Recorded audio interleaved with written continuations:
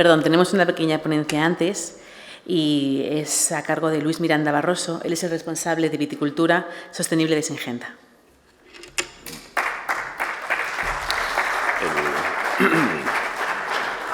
Muchas gracias. Primero intentaré recuperar algo de tiempo de antes. Agradecerlo primero a CECOGA, que nos ha invitado a estas jornadas y que nos den la oportunidad de hablar, pues, en este caso, de estrategias sostenibles en el viñedo y las ventajas, intentar ver y monetizar las ventajas que nos aporta, las ventajas agronómicas ambientales que nos aporta, en este caso, la biodiversidad.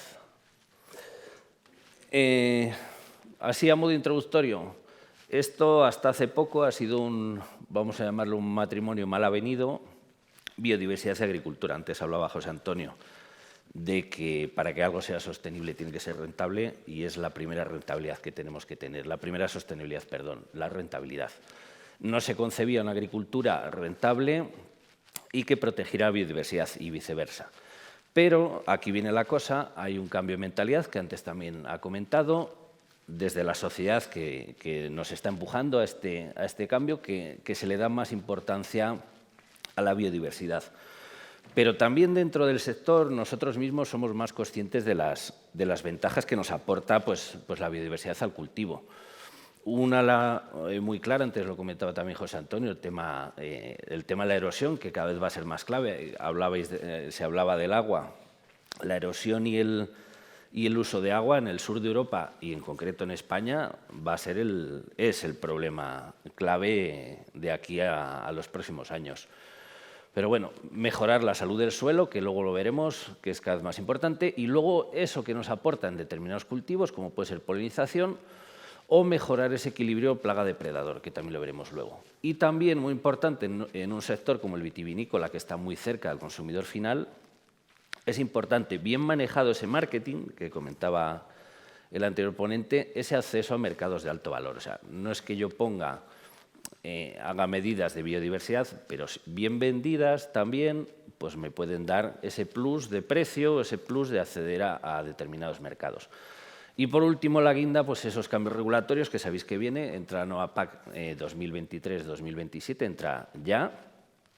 Las políticas que están detrás es el Green Deal, ¿no? O Pacto Verde, el Farm to Fork, que es de la granja a la mesa, y la estrategia de biodiversidad. Todo eso se transpone en la nueva PAC, todas esas políticas. Para mí, uno de los elementos claves en el viñedo de biodiversidad y sostenibilidad son las cubiertas vegetales. Y aquí lo que he procurado es sintetizar los beneficios, os comentaba antes de monetizar, luego lo veremos, los beneficios que nos aporta el uso de cubiertas. Hay algunos que son muy obvios, como el evitar la erosión, luego lo veremos en fotos, que una foto vale más que 1000 palabras, y pérdida de suelo. Regulación de evapotranspiración y temperatura, eso no es tan obvio, luego lo veremos. Antes hablaba José Antonio de que a partir de 30 grados la cepa cierra estomas, no produce. Pues veremos un poco cómo nos puede ayudar el uso de cubiertas vegetales. Facilita el tránsito de vehículos y la compactación del suelo. Esto no solo el tránsito de vehículos. Preguntemos a una cuadrilla de podadores cómo se anda, si por un suelo lleno de terrones o por una cubierta segada. Obviamente, pues facilita un poco todo tipo de labores agrícolas. Disponibilidad de agua al cultivo. Obviamente una cubierta tiene su demanda de agua, dependiendo qué tipos de cubiertas, luego lo veremos, pero sí que contribuye a la infiltración a capas profundas del agua. En un solo desnudo, ante, por ejemplo, una lluvia torrencial, lo que vamos a tener es una lámina de agua corriendo por nuestra parcela. Lo primero que hace cualquier tipo de vegetación, sea viva o inerte, es reducir la velocidad permitiendo que penetre, dándole más tiempo a que penetre. Tema de microbiota, lo hemos hablado antes. El suelo no es un mero soporte físico del cultivo. No estamos hablando ahora de hidropónico ni de nada. Estamos hablando de que el suelo es un elemento vivo y que hay cada vez más lleno de interacciones entre suelo, cultivo y microorganismos. Y cada vez se conoce, queda mucho campo ahí de estudio, pero cada vez se conocen más todas esas interacciones, cómo afectan lo que pasa aquí debajo de este suelo, lo que pasa aquí, cómo interactúa o cómo afecta. El tema de reducción de la presión de malas hierbas, lo hemos hablado. Al final, una cubierta seca es las cubiertas que luego os explicaré, pues básicamente están formadas por gramíneas de un ciclo muy corto, que una vez agostadas, lo que se busca es un ciclo corto para que se agosten rápido y no compitan con nuestro cultivo pues, ni por agua y nutrientes. Pero ese mismo acolchado, ese famoso mulching que va a hacer la paja de las gramíneas, que tarda mucho en degradarse, lo que va a hacer es un efecto supresor sobre las malas hierbas. Refugio de fauna auxiliar también es importante, luego lo veremos. Hemos hablado antes en el viñedo, no hay, por lo menos en Castilla y León, no hay una excesiva presión de plagas, más allá de la obesia y en algunas, y más hacia Rioja, pues algo de piral. Pero bueno, también es importante proveer de refugio a esos insectos depredadores o parasitoides que nos van a mantener ese equilibrio que os hablaba de mantener un poco a raya a las plagas. Tema de fijación de carbono. Esto es por lo que está apostando la Unión Europea, pero se abre un escenario a corto y medio plazo que también va a haber probablemente salga ya en algunos países de Europa un mercado de créditos de carbono privado. Entonces, a nivel forestal, os sonará que ya se están comprando y vendiendo créditos de carbono con bosques. Y esto, pues bueno, de aquí a, como digo, corto o medio plazo, pues puede suponer una pequeña renta mayores para el productor. Y obviamente, también lo comentaba antes José Antonio, reducción de costes. No es lo mismo el manejo de una cubierta con un desbrozado, una siega o dos como mucho al año, que meter un rotavator, un cultivador, una grada, evidentemente, y más a los precios a los que tenemos el gasoil. Entonces, bueno, esto es un poco así en general. Pero ahora, como os decía, vamos a verlo en fotos.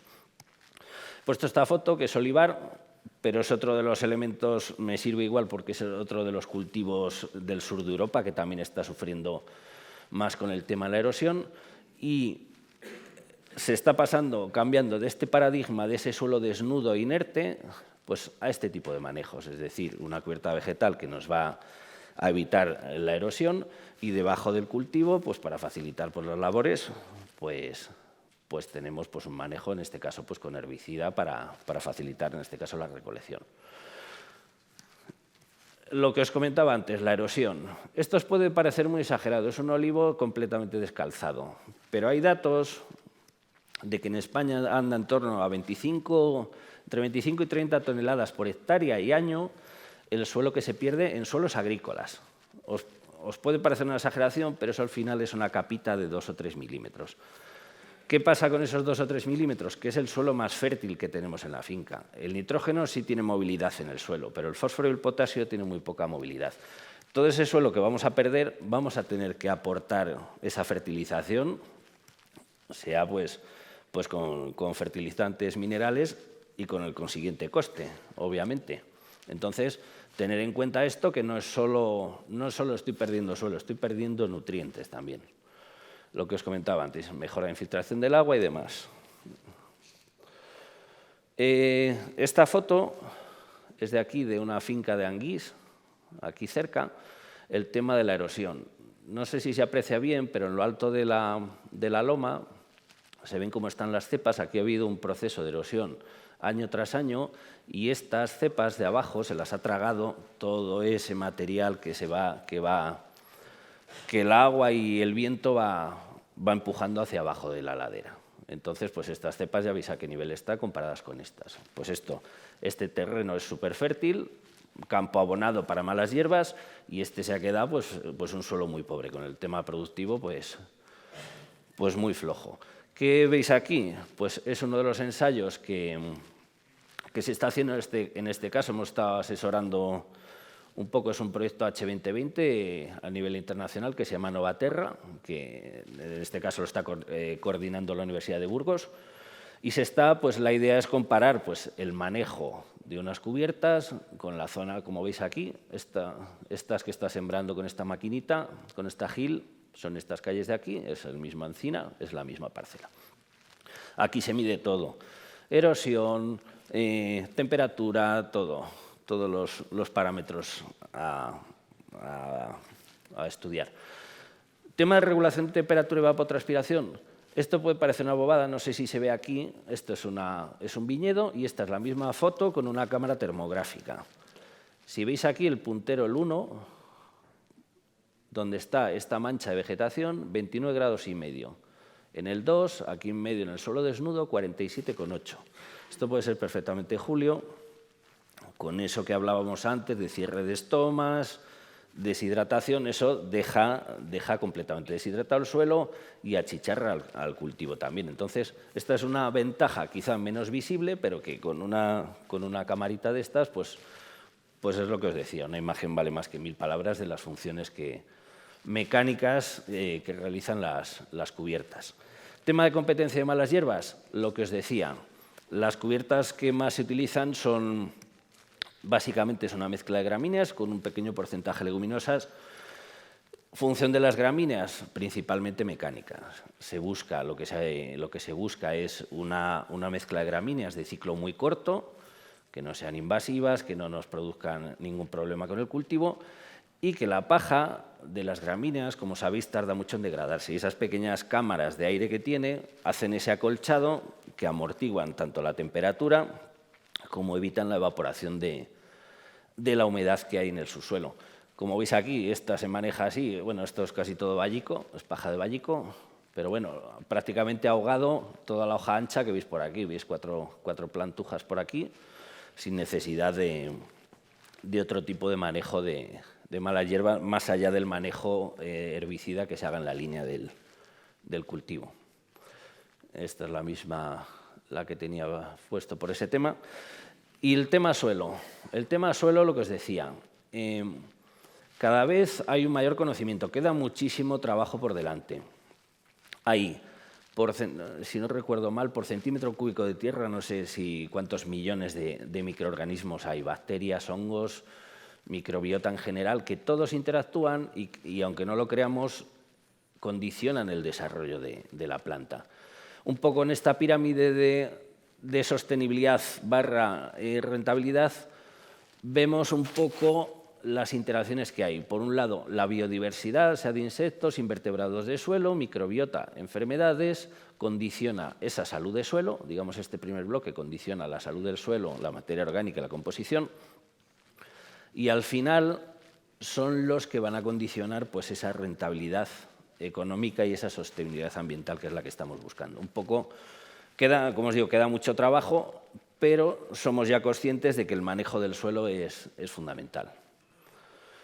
Ya yendo a lo práctico, por ir adelantando un poco, ¿cómo es el establecimiento de una cubierta vegetal? Lo primero, pues hay que determinar qué tipo de cubierta nos conviene. Pues hablábamos de sitios quizá con poca disponibilidad de agua u otras problemáticas, pues tenemos 3 opciones. Cubiertas inertes, y estas son las opciones que están recogidas en la PAC, que luego daré unas pinceladas muy rápidas.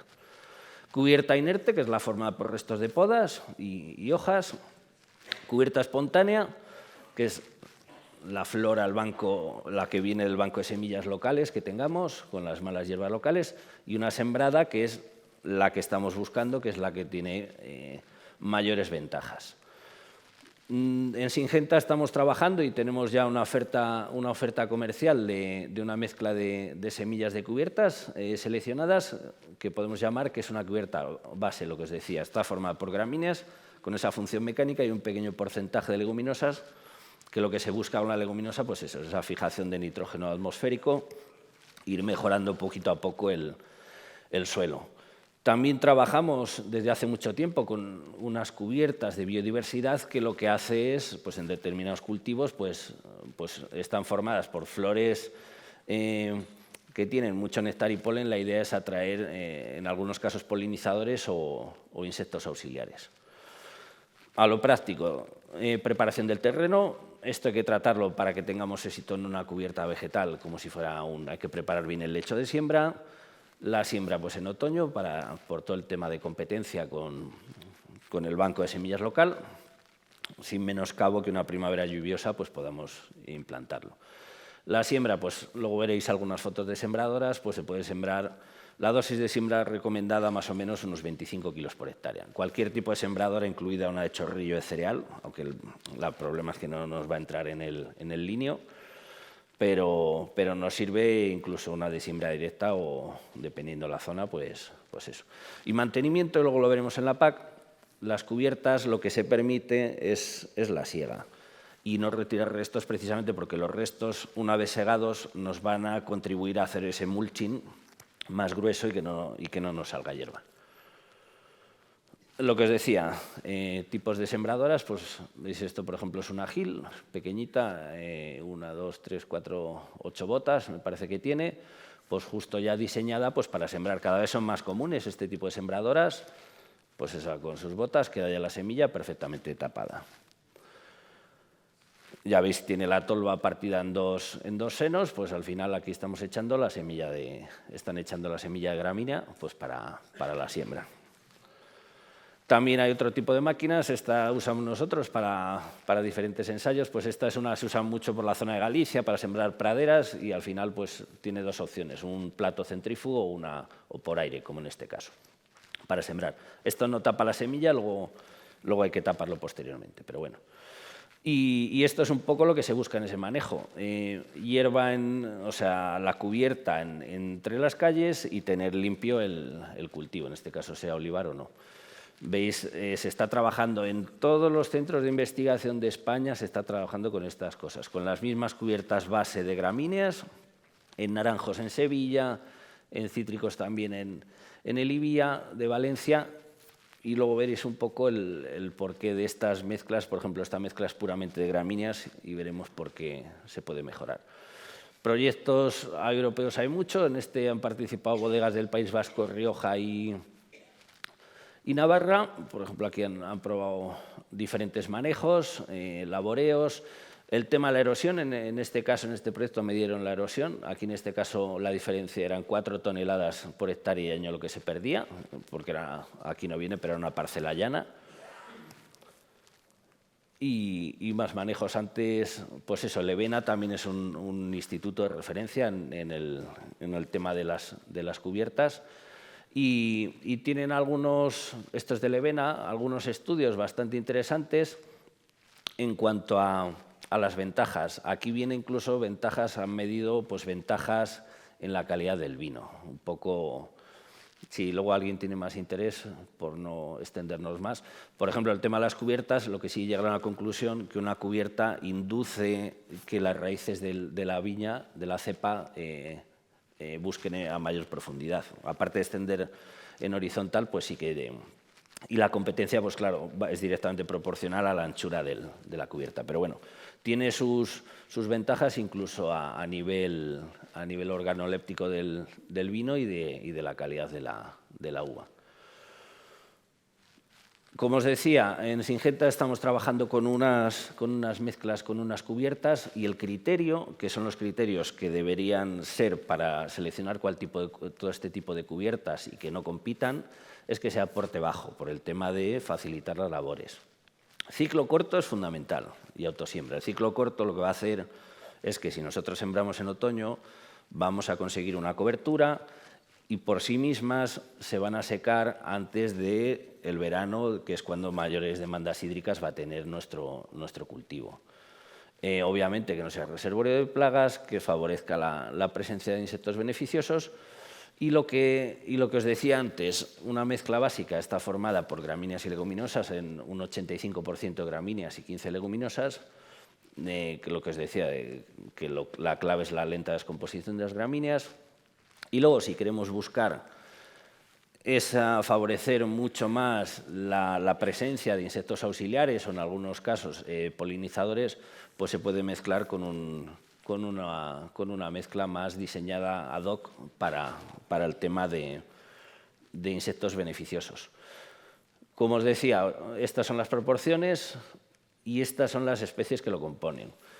4 pinceladas, lo que estamos usando, veréis muchas mezclas por ahí, por ejemplo con Lolium rigidum, que al final es el vallico que más resistencia tiene en toda España, herbicidas. Nosotros usamos el Lolium perenne. 3 géneros de festucas, lo que se busca con esto es buscar la mayor amplitud edafoclimática, es decir, que esta mezcla se nos adapte a diferentes pHs, dentro de un rango, obviamente, diferentes temperaturas y diferentes climas. Un Brachypodium, que es una especie también que se está usando mucho, es una especie con un sistema radicular muy horizontal, muy tapizante, que lo que hace es que nos va a cubrir enseguida el cultivo.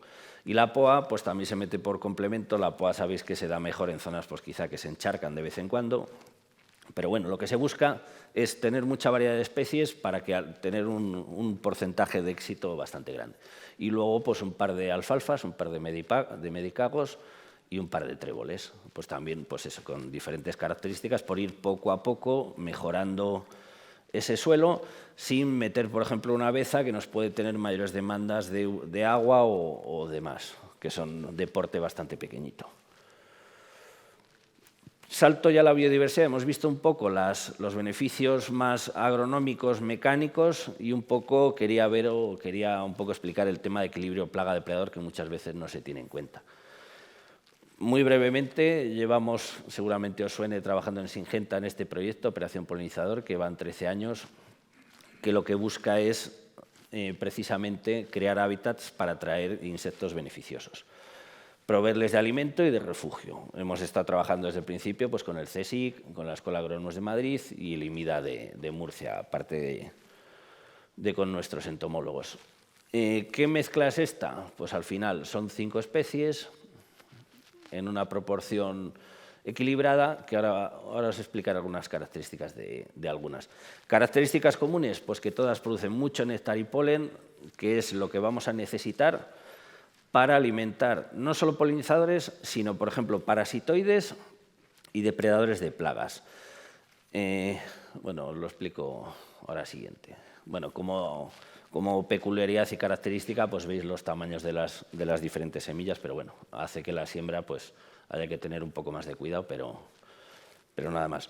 Comentaba antes José Antonio la importancia de la investigación en todas estas cosas. No es atraigo biodiversidad porque lo digo yo, no. Detrás hay unos estudios, hay estudios científicos.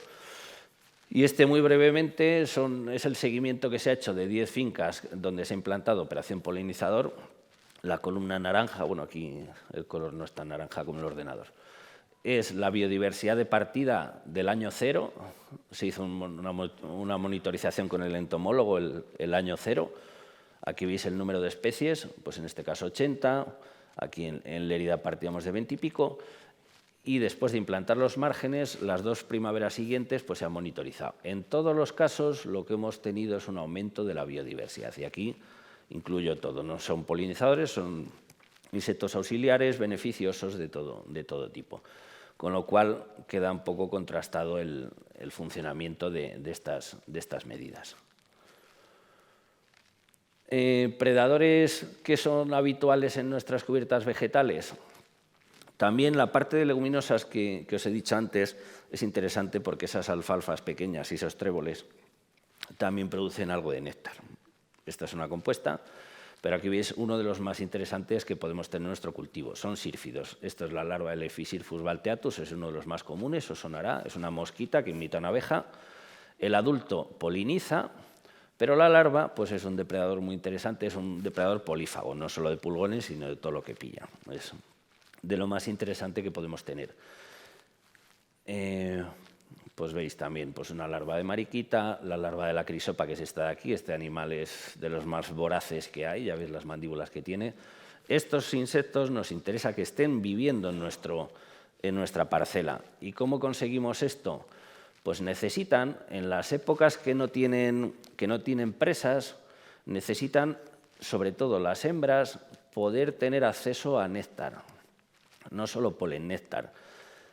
El que una hembra de crisopa, como veis aquí, ponga 100 huevos en vez de 20, depende de su alimentación. Si está bien alimentada con néctar, y es de lo que se alimentan en épocas que no tienen presas, eso es lo que condiciona muchas veces el incremento de las poblaciones de los depredadores. Por eso os decía la importancia de tener también un pequeño porcentaje de flores. Bueno, veis también otro tipo de mariquitas, cecidómidos que también son depredadores. Y esto, pues, lo que se basa esto se estudia mucho en dinámica de poblaciones, se llama la estrategia RK. Las R son los R estrategas, son las especies como la rata, que viven poco, tienen muchas crías, se reproducen muy deprisa, y los K estrategas pues son como el zorro, el cernícalo o la crisopa. ¿Qué es lo que pasa en nuestra parcela? ¿Por qué queremos que haya cubiertas vegetales o flores donde puedan vivir, donde haya insectos? Porque si tenemos un suelo desnudo e inerte, lo primero que va a llegar a ese suelo desnudo va a ser un R estratega. Me da igual que sea la lobesia que sea una rata. Y lo primero que hace, por el número de crías que tienen, es tener este crecimiento explosivo, tener ese pico de ahí. Lógicamente, una vez que hay muchas ratas, pues ya detrás vienen sus depredadores. Pero los depredadores, como tienen menos crías, en todas esas especies que os he dicho, tardan en alcanzar y controlar esa población, esos picos. Entonces, para evitar estos picos, necesitamos que haya una pequeña población de la plaga o de potenciales presas viviendo en nuestro cultivo, para que éste no tenga que llegar de cero, sino que ya esté viviendo en nuestra finca. Es un poco el justificante de por qué se hace eso. Otro estudio, ya por ir acabando con esta parte de los beneficios, este es de una tesis doctoral de la Universidad de La Rioja, que se ha hecho ahí también en los campos de ensayos en el Instituto de las Ciencias del Vino, en La Grajera. Pues un poco llega a esas conclusiones en la tesis, pues que la cubierta vegetal aumenta la abundancia de parasitoides, los insectos fitófagos aumentan algo, es decir, las potenciales plagas que van a comer hojas, pero que no es significativo, y además, lo que os decía, son fuente de alimento alternativo para depredadores generalistas. Pues es decir, tenemos un pequeño nivel de bichillos que pueden ser potencialmente plagas, pero son los que van a mantener viva esa población nuestra de depredadores. Y el tema en viña, que sí es muy interesante, los ácaros fitoseidos, que el más común pues es el Tripholodromus, pues que son los que depredan al resto de ácaros, a los eriófidos y a los tetraníquidos. Entonces, bueno, pues este tipo de conclusiones pues son importantes, el saber que gracias a la cubierta vamos a tener viviendo pues más fitoseidos, que al final lo que nos interesa pues para la araña pues es eso. ¿Ves aquí un ejemplo? Luego, el tema de parasitoides, estos también se ven muy beneficiados con el tema de cubiertas. Son dos especies de himenópteros, dos familias, los bracónidos y los neumónidos, unas avispitas muy chiquitillas, que estos son parasitoides. Esto es lo que hacen, pinchan con el aguijón y ponen huevos en todas las larvas del lepidóptero, sean de lobesia, sean de piral, de cualquier tipo, de rosquillas, de todo tipo de insectos. Entonces, las hembras, también se van a ver beneficiadas de tener a su disposición néctar y polen en las épocas de cría. Cosa que no sucede aquí, por ejemplo, que es una cubierta monoespecífica de gramíneas, no tienes nada de alimento para criar esas poblaciones. En todas estas zonas, por ejemplo en Valencia, se compran y se hacen sueltas, muchísimas sueltas de parasitoides, depredadores y demás. Y se han dado cuenta, han cambiado de ese manejo a un manejo ya más mixto, pues como el que os estaba ya comentando. La parte mecánica que nos proporciona las gramíneas, pero esas flores lo que nos van a hacer es alimentar a los insectos útiles. Este pequeño cuadro de diferencias, pues entre cubiertas inertes, espontáneas y sembradas, pues un poco lo que os he venido intentando ahora explicar. Las cubiertas espontáneas, en principio no deben tener coste de instalación, sí que evitan la erosión, pero principalmente están formadas por malas hierbas. Y esto sí que es importante, que el ciclo vegetativo de las cubiertas espontáneas es mucho más largo, porque muchas veces tienen raíces pivotantes, muy profundas, compiten por el agua y de hecho las vemos verdes pues, en pleno verano. Y un problema añadido muchas veces que pueden ser vectores de enfermedades u hospedar pues, plagas que se nos van a pasar, en este caso, al viñedo. Las cubiertas pues, elegidas, seleccionadas, como la que os he dicho, pues un poco ese compendio de ventajas que hemos visto antes. Sí, voy. Bueno, dos pinceladas de la PAC, que como os decía, justo en la segunda diapositiva, era lo que nos iba a hacer que esto, digamos, se dispare este uso de cubiertas con toda esa, llamémosla, presión de la Unión Europea y de las políticas agrarias. Pero bueno, ha surgido una figura nueva que son los ecoregímenes, que son voluntarios y que lo que buscan es dos cosas. Por un lado, agricultura baja en carbono, que es lo que os he dicho antes, y aquí es donde entra el tema de las cubiertas vegetales, este P6, y la agroecología, que entra el tema de biodiversidad. Pero bueno, el objetivo que se busca con estas cosas es el secuestro de carbono. Y como hemos dicho que España es un país que tiene mucha erosión, es una cosa muy problemática, también se está primando, para que veáis, os hagáis una idea de los importes que hay con el tema de las cubiertas vegetales, en torno a 61 euros en zonas de pendiente menor del 5%, entre pendientes del 5 al 10, 113, 114 euros, y pendientes mayores del 10%, 165 euros por hectárea. Además, una vez que implantadas las cubiertas, el siguiente año, que teóricamente no hay que resembrar porque las cubiertas lo suyo es ponerlas para dejarlas continuo, hay otros 25 euros por continuar con ese ecoesquema. Pero bueno, como os he dicho, lo que se busca aquí es agricultura baja en carbono, pero se le ha puesto mucho peso desde la Administración al tema de la erosión, es decir, cambian los importes y mucho con el tema de la pendiente. Y bueno, nada, esto es otra tabla un poco de la PAC, pero bueno, esta nos la podemos saltar. Y yo hasta aquí era mi parte.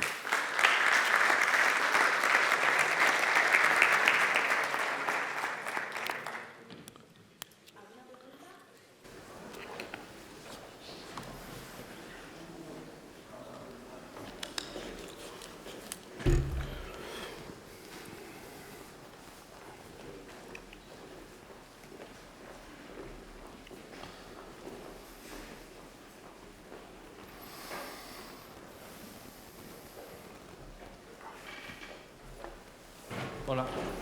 Hola. Yo quisiera saber si las leguminosas en esas cubiertas vegetales se mantienen año tras año o se apodera la gramínea. Uno de los tréboles sí que tiene unas formas, una parte de reproducción por estolones. Entonces, lógicamente, dependiendo del tipo de suelo, siempre sabes que va a medrar más una especie que otra. Incluso dentro de esas 5 especies que tenemos de gramíneas, siempre van a preponderar algunas más que otras. Sí que duran el tiempo, dependiendo del suelo, sí que se produce al final una inversión de flora y de las 7 especies, me parece, iniciales, pues igual a medio o largo plazo pues te quedas con 4 o 5. Entonces, bueno, pero eso va muy condicionado con el tipo de suelo y las condiciones edafoclimáticas. Luego quisiera saber si con ese tipo de gramíneas que estáis vendiendo, habéis pensado que en esta zona que estamos nosotros, justamente el estado vegetativo de esa planta está bastante alto y afecta bastante la helada. ¿Que si afecta a la helada? Perdón, es que no he entendido muy bien la... Es que en esta zona de aquí tenemos bastante riesgo de hielo y cuando tienes una cubierta vegetal bastante alta, estamos viendo que se agarra más el hielo. Bueno, en teoría, en época de heladas vas a tenerlo, porque esto lo que haces con la cubierta es segarla en época de... O sea, una vez en primavera es segarla. En teoría no tienes un rebrote, o no tienes, una vez que se agosta, no te tiene que rebrotar hasta octubre, noviembre, diciembre, cuando vengan las primeras lluvias. Deberías tenerlo en fase de ahijamiento en ese periodo crítico de heladas, pues diciembre, enero, febrero. El problema es que aquí la viña no se hiela nada más que cuando tiene hojas. Cuando no tiene hojas no se nos hiela. Entonces, tú las siegas en mayo y pierdes la semilla. Entonces tendríamos que estar sembrando todos los años. No, la idea, como es ciclo corto, la idea es dejar que granen esas gramíneas, segar, que caiga la semilla y tienes una resiembra natural. O sea que puedes tener una buena cubierta vegetal, pero aunque se te hiele ya la viña, ¿no? Claro, o sea, Claro, porque de todas formas, si tú has segado, la semilla se supone, o sea, la semilla ha de caer por debajo de ese mulching que tienes y lo que tenga que nacer, pues las que rebroten, rebrotarán, pero ya con las lluvias de otoño. No sé si contesta un poco a tu... Sí, sí, me ha quedado claro. Vale.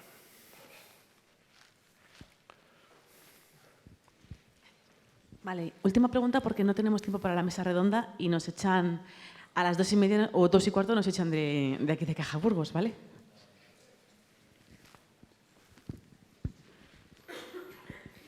Vamos a ver, cuando aplicas estiércol teniendo cubierta, ¿cómo lo haces? Pues hemos hecho algunas pruebas aplicando antes y envolviéndolo y luego sembrando. Pero en principio, bueno, si no son cantidades muy grandes, sí que se podría echar ¿Encima? Sí. Si no son unas cantidades que ahogues la planta, lógicamente eso va a pasar, que no la quemes, va a ser como otro cultivo, más cuando lo tienes pequeñito las plantas. Otro tema, ¿tienen cálculos de cuánto consume de litros de agua una pasada de cultivador? ¿De litros de agua? O sea, el consumo de agua evaporada. que evapora cuando haces una pasada de cultivador. No, eso es complicado. Estamos ahora trabajando en un grupo operativo, es en Olivar, y sí que se están midiendo tanto emisiones de CO2 como de agua, o sea, de vapor de agua desprendido y demás. Yo he oído que entre 15 y 20 litros metro cuadrado. 15 o 20 litros por metro He cuadrado. oído, pero no tengo certeza. Perfectamente puede ser, depende del tipo de suelo, pero esa es una de las ventajas que hablábamos también de esa bajada de temperatura que nos hace el mulching, que nos hace ese acolchado, que obviamente la cubierta cuando esté verde va a beber agua, pero el concepto es que se seque pronto y te evite luego esas posteriores evaporaciones y esas labores que, ya ves, 15 o 20 litros, pues no es nada desdeñable. ¿Y qué tipo de leguminosa? Porque, claro, una leguminosa que para resembrar, yo no sé, que los hierros, porque ha dicho que la beza consume mucha agua. Sí que se usa la beza en algunas zonas, pues sí hay más disponibilidad de agua, pero ¿Y qué es mejor, hierros, por ejemplo, que consume menos agua? ¿O no consume menos agua? Es que yo no sé lo que nosotros, consume. por porte y consumo y rusticidad, pues estamos utilizando dos alfalfas, 2 medicagos silvestres y 2 tréboles. Pero bueno, dependiendo del tipo de parcela, finca, es lo que hablábamos antes. Hay muchos condicionantes. Quiero decir, igual puedes hacer una mezcla buena con hieros y algunas gramíneas rústicas de porte bajo. Hay una gramínea que es, a ver si me acuerdo cómo se llama, Bromo Rubens. Bueno, eso me han dicho porque no saben, han estado viendo 6 o 7 técnicos y no saben qué es. Lo que sí que está claro es que cuando tiran herbicida en las carreteras, en las cunetas, que yo no sé cómo se lo permiten, pero bueno, como es el Estado el que lo hace, pues permite, al propio Estado le permite todo.